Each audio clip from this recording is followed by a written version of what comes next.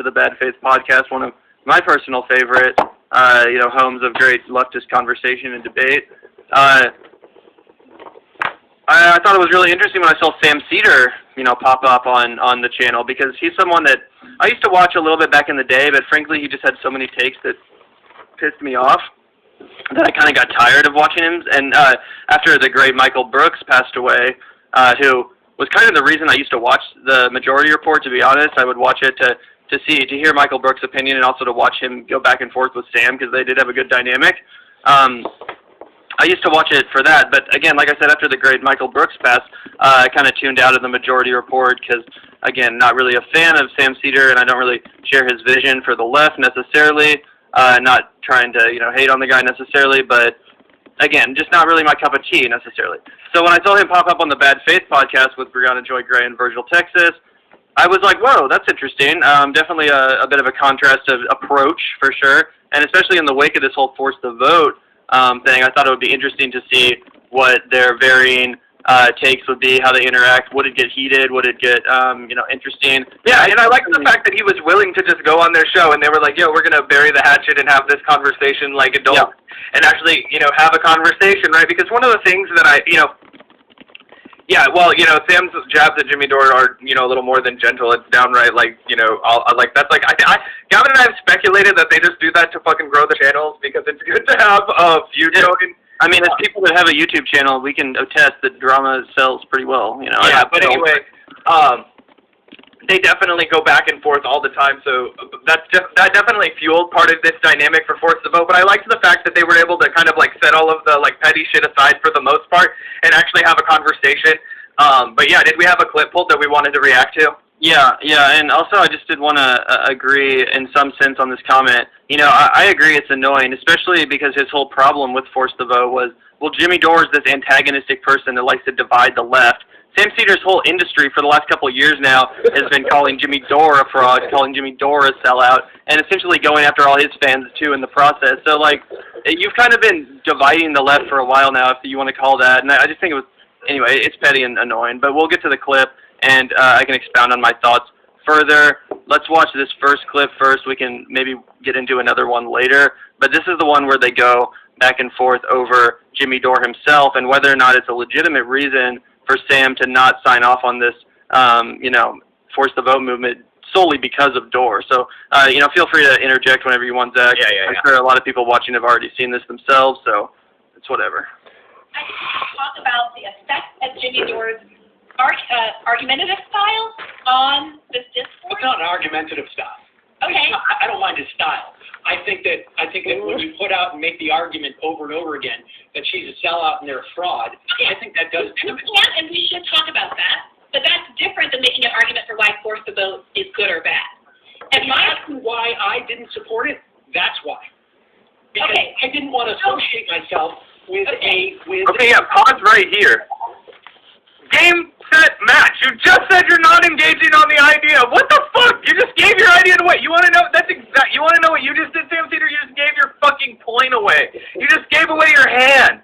You said I don't like Jimmy Dore. I don't care about strategy. I just care about my feelings. I just care. You know what I care about? The fucking millions of people who don't have adequate health care in this country. Yep.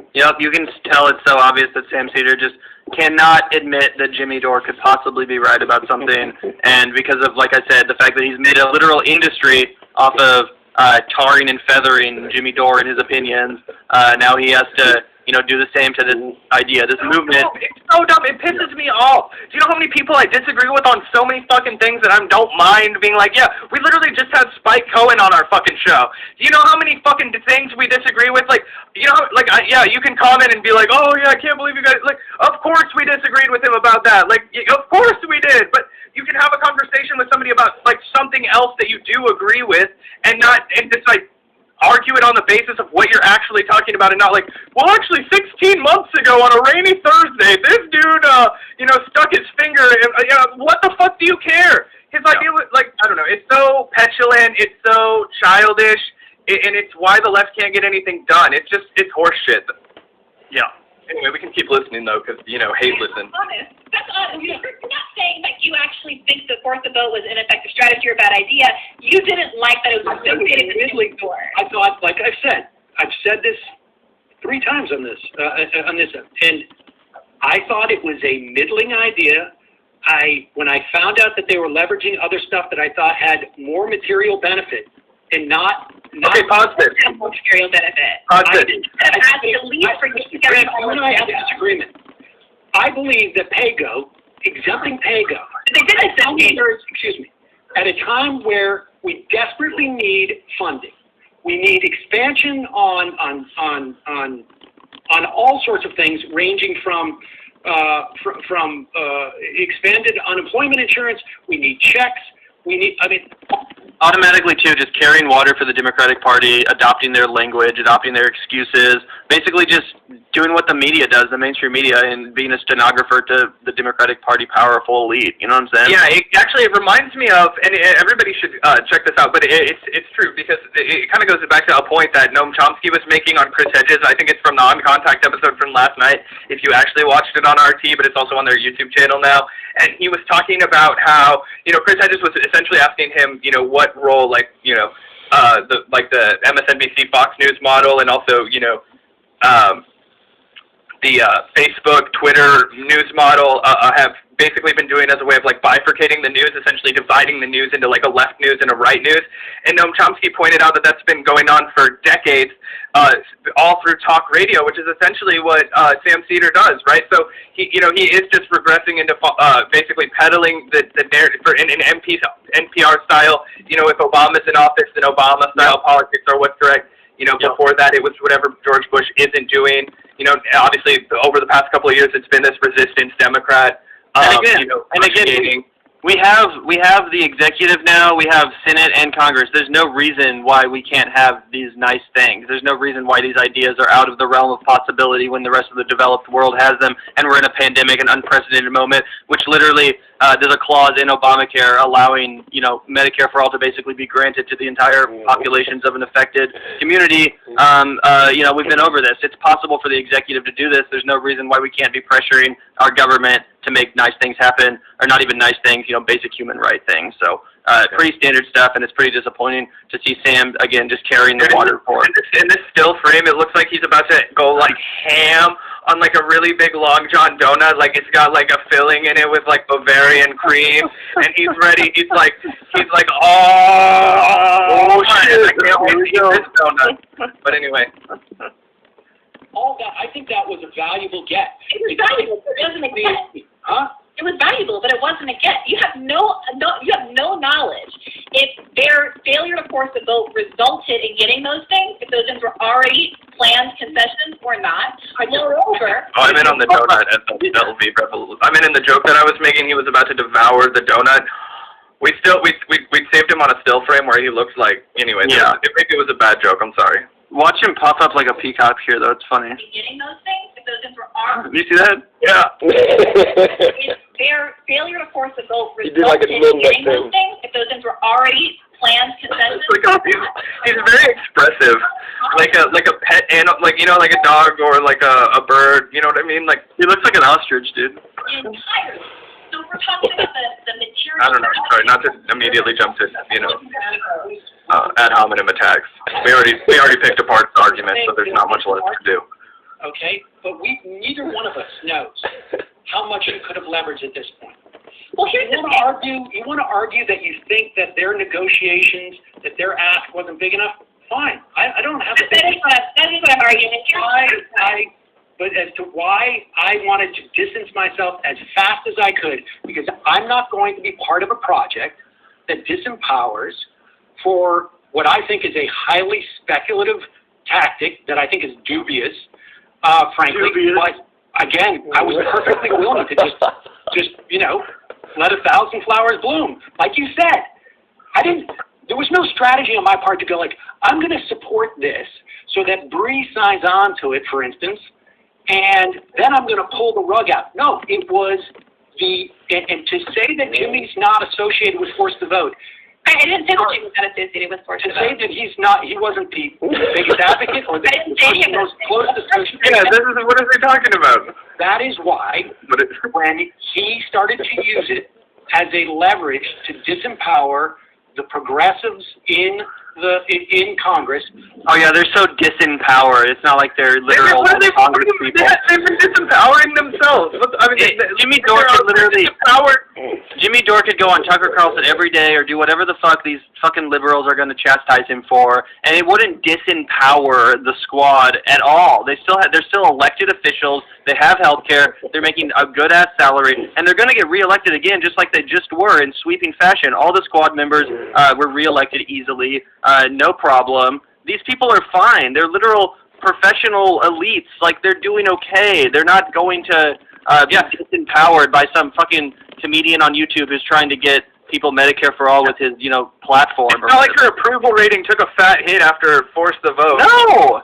No, and I forget if it's in this video or another video, but he tries to, make the argument that, well, if they lose this battle, it's going to be so embarrassing to them and their credentials and credibility that it's actually worse for the progressive movement than it is for Pelosi, which, again, is absolute horseshit. Even if they lose this battle, like we've talked about so many times, even if they lose this battle, they still win this battle because they're more popular than Nancy Pelosi, who has like a 20% approval rating, by the way. There's a young freshman generation class of sophomores, some of them, class of Congress people. They represent, the actual base of the Democratic Party. They're not going to lose this fight. If anything, they're going to be seen as, heroes for waging it to begin with. 100%. Darby, do you want to keep playing this video? Because I feel like, dude, honestly, I want to, well, we can talk a little bit more while we have it paused. Look, I don't know Sam Seder's content like that. Where is his show? Like, he's on the Rapswell radio, right? I think so. Maybe. I think it's like Majority FM or some shit. I don't listen to the radio. I don't really know. But yeah, that's what I'm wondering. I'm wondering how he got his platform or whatever. But yeah, he definitely just seems very like, and I'm not familiar with a ton of his work. I've seen a lot of Michael Brooks clips where Michael Brooks was like in the studio, but it was always like just Michael in that studio. Like, I think they worked out of the same space. Yeah. Okay. Yeah. Because sometimes Michael Brooks back in the day would look like that, and then, obviously after COVID, they went into doing it differently, and then they also did it from that weird desk for a while. But anyway, okay, he's been on YouTube for like 10 years, yeah. So he's, I guess, just built it, but, yeah, I don't know. I'm not like super enthralled by the guy. I'm not in love with his take from anything that I've seen from him. But I also don't feel like I have a huge sample to draw from. So I'm just like, all my criticism of this guy is basically coming from this video. So maybe he's been cool in the past just to give him that little caveat. But this seems like horseshit to me. I mean, it's one of those tough things, kind of like when we did the roast of Vosh. It's like, if you take that person in comparison to just your average, person on the political spectrum, we'll probably have a lot more in common with someone like Sam Seder than maybe your average Democrat, liberal, or Republican, or whatever. So certainly he has said good things, and he's advocated for the right policies a lot of the times. I think he was in favor of Bernie, for example. But he kind of also is more of a, I would say, a centrist-y kind of progressive in the sense that he's not really ever down to get behind ideas like Force the Vote, really, revolutionary movements, third-party movements, stuff like that. He kind of is, safe in his recording studio, going where the winds blow, financially. If Bernie's ascendant, then we're going to do that. If Biden's ascendant, then we're going to... He could have been happy with Elizabeth Warren. Oh, yeah, easily, 100%. Like a jank, almost, he kind of gives me a jank vibe. I don't know, like as far as the politics go. Like a dude that really wants to call himself a progressive, but isn't there when it, matters. Yeah, and that's another thing that annoys me about this. It's like, what have you ever accomplished on your show, Sam? Because you can talk all the shit you want on Jimmy Dore, and there's lots of valid criticisms of him and the way he conducted himself both in public and in private. I've seen examples of screenshots of him looking like an absolute dick. I'm not going to, stand up for everything he's ever said, but at least he, accomplished something with his Force the Vote thing. At least he coalesced a movement, got together people, got the energy behind the fight for Medicare for all kind of reignited for a while. He really did bring some fire to the people that are elected that, have some power. And, like, Sam Seder just really, what are you doing? You're just pontificating on fucking YouTube and, calling out. Yeah, that's what we do. No doubt about it, but I don't know, man. Obviously, people are more than free to come after us, too. But I don't know. We can finish out the rest of this clip if you want. Yeah. I decided I'm done. So I'd like to address that point, if I may. I don't believe that Jimmy is trying to disempower the progressives in Congress. What I believe Jimmy is doing, whether or not you agree with him or the tactic he's using, is trying to use his platform to pressure the elected officials, the progressives that we have worked so hard and have this unprecedented number, to your point, in Congress, to do the thing that we want them to do, which is to use power when it falls in their lap. Now, in this instance, we didn't need to get a majority of progressives in Congress to enact the plan. That was the whole spark and magic of it. That was a very small number of people. Well, let's take the first premise that you made, the assertion that you don't think Jimmy's agenda is to empower progressives. I'm sorry, which way is this going to go? I feel like I'm in the middle of a point. I feel like I've been letting you... Okay, good. If I could just finish this point. I have like a whole notepad of notes that I'm trying to catch up on from the various issues that you brought up that I think are important to address. Jimmy's perspective, I don't want to speak for him, but it seems obvious to me what he's doing, is to be the farthest, angriest version of the left. Pressure on progressives to do what they said they were going to do when they ran for office. One of those, AOC in particular, since she's come under focus, said that she wanted to oust Pelosi. She complained just this past January, a year ago now, that it was regrettable that the Democratic Party was so moderate, so to the right, that we couldn't even get a floor vote on Medicare. She also at one point said that it's a shame that Joe Biden is even in the same party as her, and that it's crazy that in this country our system works that way. So yeah, it's not exactly this massive leap of logic that someone like AOC, that has defined herself by opposing her politics to that of the Democratic mainstream, would then go out and vote against the person who is literally personifies the corruption and the neoliberalism that has come to define the Democratic Party. It's not like it's that crazy, this strategy was, and despite the fact that it was proposed by Jimmy Dore, it's just annoying, frankly, and I really, appreciate Briahna Joy Gray's clarity on this issue and just her ability to kind of, put it in simple terms and speak about this. Obviously, Jimmy Dore is just a comedian. Obviously, he's being angry and over the top, and that's what I've always said. I don't speak in the same terms that he does. I don't call the squad the fraud squad. I don't say that they're hacks and sellouts necessarily, but I'm not also going to wag my finger and chastise someone on the internet who's, using the language that he's using as a comedian, as a provocateur, as an agent of change, whatever you want to call it, to try to pressure these people to the left, because honestly, what else is going to work if you're not calling them out, shaming them? Obviously, they're only going to keep getting progressively more and more corporate. At least that's what the trend has been, and that's what the observable behavior has been from politicians for pretty much all of time. Yeah, exactly. Why are we becoming the tone police when we have a fucking real battle to fight? And I feel like this is all just... It's just like this whole, insular high school style, clique war, oh, blah, blah, blah, this person said this one time 6 months ago, and she said this. I never talked to that person again. Sorry, their chance. What are you talking about, dude? We need votes. We need coalition. We need progress, because, the people who are actually struggling in these times, they don't have time for your petty bullshit, okay? They need healthcare. They need checks. They need, infrastructure. Yeah, and if you're not as frustrated with the Democratic Party as, the people that were screaming at the squad and screaming at the Democrats to try to do something for some movement on health care, especially as Joe Biden has now rescinded even his public option plan, which was, a garbage joke in the first place. If you don't understand the frustration of this movement, of these people, then, that frankly comes off as very privileged, in my opinion. Yeah, you're out, 100%, right? How could somebody, yeah. Obviously, it's not like Jimmy Dore himself is, struggling, but, I think he's definitely trying to articulate the frustration and the real urgency that the people who are struggling, because he knows and remembers intimately what it is like to feel that urgency, because it's not like he was always a super successful comedian, and everything, and when you do the kind of work that this kind of work is, you make no money before you make enough money to pay your bills. It's wow, that's crazy. I went from making literally negative money to paying my, you know what I mean? It's you either have an audience or you don't. You know what I mean? Yeah, exactly. And at least, Jimmy Dore makes his money screaming at politicians to give us Medicare for all. Sam Seder is he has a voice on. He voices a character on fucking Bob's Burgers. He was on MSNBC. This is Wait, stuff really? Yeah, This is all new to me. I don't know any of this. yeah, no, straight up. He used to be on MSNBC. Now he's a character, like not a frequent character, but like sometimes a character on regular on the cast. I was like, I actually like Bob's Burgers. No, I do too. I fucking love Bob's Burgers, to be honest. But yeah, he plays one of like the food inspectors. Like it's a perfect role for him, to be honest. Anyway, my point is that he's just fucking pontificating in his recording studio and chastising someone who's actually screaming about getting people health care, about getting people human rights. And again, if you don't understand the need or the desire to be angry right now, then I just feel like that comes off as slightly privileged, comes off as slightly disconnected from the reality of what's going on in the ground right now in this fucking country. Especially because everybody that I talk to who's actually like you and I, okay, like obviously Gavin and I don't make a lot of money. We make like almost no money doing this, literally almost no money. But we're not like struggling for food, right? Like we're not waiting in line at food pantries. I don't have to worry about like losing my apartment. Like I'm an hourly wage worker, but I mean I like, I get by. But, even I wouldn't feel comfortable,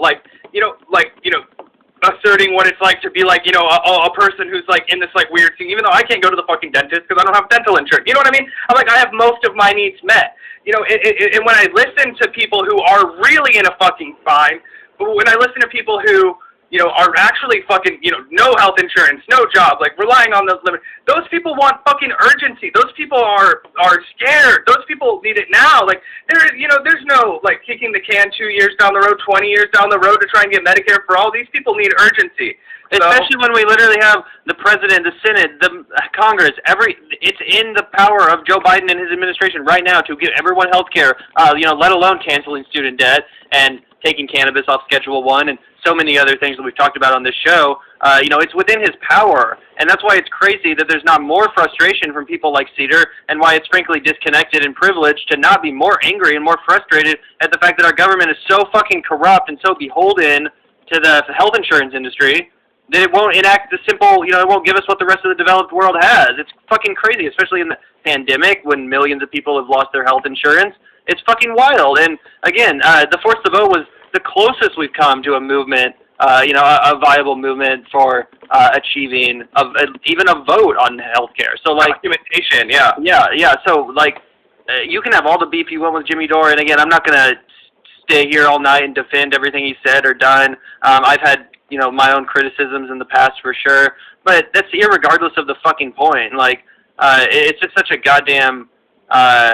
You're just missing the ball, and it's so indicative too of his personal beef, overriding the actual policy merit of this. Oh yeah, it's clear from the beginning when he literally said that explicitly at the beginning of this interview. He's like, "Let me get down to the bottom of exactly what I think," and she was like, "Okay," and she was like, "I don't want to be associated with Jimmy Dore," and you're like, "Yeah, okay, but you want to be associated with maybe getting people some fucking health care?" Yeah, or at least come up with your own goddamn way to do it, or at least move the fucking needle, man. Anyway, we'll listen to the last minute of this, just so we can let the great Briahna Joy Gray say her piece and drop some truth. Yeah. Care for all. That's almost a direct quote. So to the right, that we couldn't even get a spreadable that the Democratic Party was so moderate, so to the right, that we couldn't even get a floor vote on Medicare for all. That's almost a direct quote. So what Jimmy's trying to do is say, I don't care about AOC per se, I don't care about the squad per se, I'm invested in these individuals insofar as that they're advancing the interests of the progressive movement and are fighting tooth and nail for the policies that caused us to support them in the first place. And he is willing to become the antagonist in that by being the most ferocious attack dogs to push them where they need to go. If AOC were to say, hey, this is my plan for Medicare for all, and demonstrate a fighting spirit, there's no one in this world, I think, who would imagine that Jimmy Dore would just randomly keep antagonizing her for no reason. No. Doesn't have a vendetta out against AOC. Whether or not I think that his approach is most useful is a different question. So he doesn't have a vendetta out against AOC because he hates her or something. It's because he simply wants her to conform with her own campaign promises. Well, I thought it was a little amusing that towards the end, Sam Seder just started to look like a dad whose daughter brought home a boy that he didn't approve of, just like looking like longingly. I've received that face before.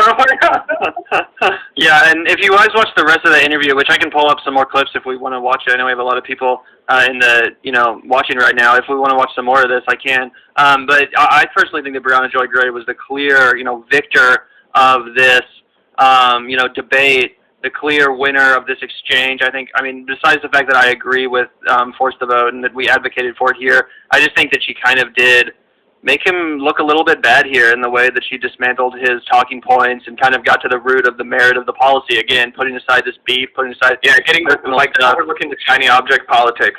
Yeah. So, do you want me to pull up some more? I think that lays it to rest, right? Does anybody else in the stream feel like that Sam Seder, they need to hear more of his perspective? Because I feel like ever since he gave away his hand completely when he said, "I don't care about anything besides Jimmy Dore," right? Okay, there is one more clip I do want to play, guys, because this is one where I think that Sam Seder's, ignorance of the situation is really laid bare. And a real KO from Briahna Joy Gray. So let's just listen to this real quick before we move on, if that's cool. Again, I do want to, because like I just said, I think Briahna Joy Gray was really the victor of this exchange, and I think this clip really proves it more than anything. So let's just watch this real quick. I think it's pretty funny. Wagon, here we go. But let's say Nancy Pelosi says, fine, don't vote for me. They lose the speakership, right? Because there's no one going to coalesce around, you're not going to get that 218 people to coalesce around another person. It's going to end up being McCarthy. That's not true, Dan. That's just fundamentally not true. It's off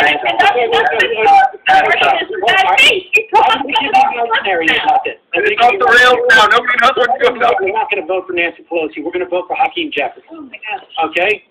And if you got what was the 218 to 212 or something, right? What I can't remember. I believe it was 216 to 212 with majority of 215 because if memory serves 429 votes. Okay. Passed, requiring a majority of 215. So you Democrats had at the time, I believe, about 219, 220. The progressive holdouts, let's say there's 10 of them. Okay, they vote for Hakeem Jeffries. Well, it has to be less than that because the majority is not the majority of people who are voting. It's the majority of people who vote for a named candidate, right? You know. Yes. So I'm thinking, okay, so let's say Nancy Pelosi calls their bluff. Don't vote for me. And they vote for Hakeem Jeffries. It goes into, enough of only like 4 of them vote for Hakeem Jeffries so that there is no majority. They have to revote, right? And then what happens? Either they have the same vote that they had before, or they switch to Pelosi, or Okay, we can pause this and answer after Fracture's question in the comment. Why does anyone think Medicare for All getting voted down in a floor vote will be good rhetoric? Also, why does anybody believe that we can trust politicians voting on a bill they know won't pass? Okay, so one, I don't necessarily think that it's bad rhetoric per se, right? What I think the intent behind Force the Vote and Gavin, if you want to articulate something different, but essentially the idea is so many politicians support Medicare for All, like, in name only, right? But when the push comes to shove, they're not prepared to put their name next to it on a floor vote, right? Because they want to gain the popularity that being called a progressive has. Because let us remember, being called a progressive is popular, right? All of the candidates that said that they supported Medicare for All won re-election in just in November, right? So this is an incredibly powerful re-elective tool. Now we have to force people to put their money where their mouth is and document them on the floor saying, yes, I will support Medicare for All. So what we can say is, instead, the rhetoric is not, oh, Medicare for All didn't pass. The rhetoric is, fuck you. Why didn't you vote to give people health care in a pandemic? But Gavin, what's your stance? Yeah, no, I think that's correct. And why didn't you give because people on the bill before we saw that had sponsors that then would not have turned around and vote for it. And again, God, what was I going to say?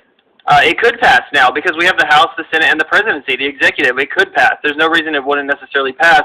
And, just because it didn't, then that would be even more reason to then turn around and primary those Democrats. This is the perfect time to draw a line in the sand. Yeah, so certainly somebody like Joe Manchin is going to not vote for it, right? But what you have to do is turn around and primary his ass and be like, look at this unconscionable prick who didn't fucking vote for Medicare for All during a fucking pandemic. Yeah. Yeah, and again, I think this clip just really does kind of show his ignorance to the situation. Here, we'll finish it up real quick. Maybe other people vote for Hakeem Jeffries. So let's, Yeah, it goes to a second ballot. it goes to a second or a third or a fourth or a round of voting. Hang on, second round. Now you have 15 people who vote for Hakeem Jeffries, 215 who vote for McCarthy, and 205 who vote for Nancy Pelosi. What happens then, Frederick?